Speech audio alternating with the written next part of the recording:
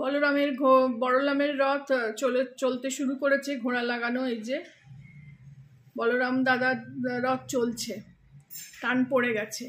এদিকে সুভদ্রাদির রথও ঘোড়া লাগানো চলছে, ঘোড়া লাগানো হয়নি এখনো, ঘোড়া লাগানো চলছে।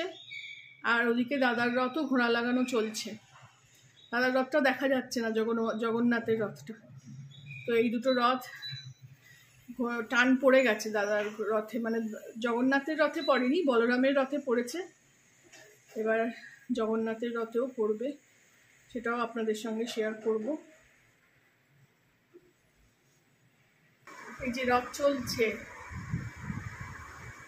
বোঝা যাচ্ছে, সব টানছে। এটা বলরামের রথ, বলরামকেও দেখা যাচ্ছে। বলরামের রথের মানে ঘোড়াগুলো হলো কালো, যেহেতু বলরাম দাদা ফর্সা সাদা, সেহেতু তার ঘোড়া হলো কালো। আর জগন্নাথ দাদা যেহেতু কালো, সেহেতু তার মানে রথের ঘোড়াগুলো হবে সাদা, সেটাও আমি দেখাবো।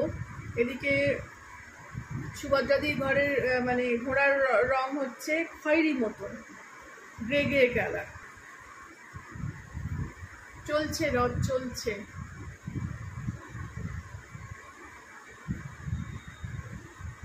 থেমে গেল আবার, থই থই করছে লোক, একেবারে থই থই করছে লোক।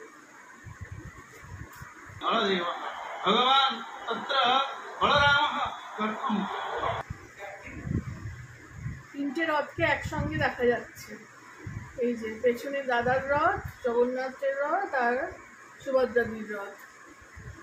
পেছনে দুটো রয়েছে, এখনো ঘোড়া বাঁধা চলছে। দাদার রথে সাদা ঘোড়া, ওই যে দেখা যাচ্ছে, এই যে সাদা ঘোড়া।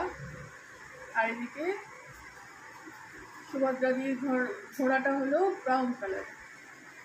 আর এটা হলো বলরাম দাদা, এগিয়ে গেছে। এই সুভদ্রা দিদির রথে টান পড়লো।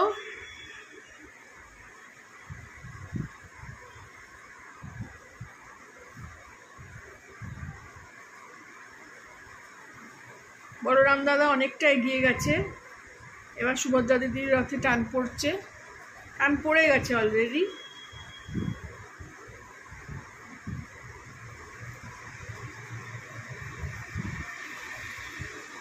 এ দেখুন এগিয়ে গেছে, সুভদ্রা দিদির রথ এগিয়ে গেছে। এক লাইনে তিনজন থাকে। বলভদ্র দাদার তো রথ এগিয়ে গেছেই, এই টানছে সব। কত মোটা রশ্মি, কত মোটা দড়ি, হুড়মুড়িয়ে পড়ছে সবাই একেবারে।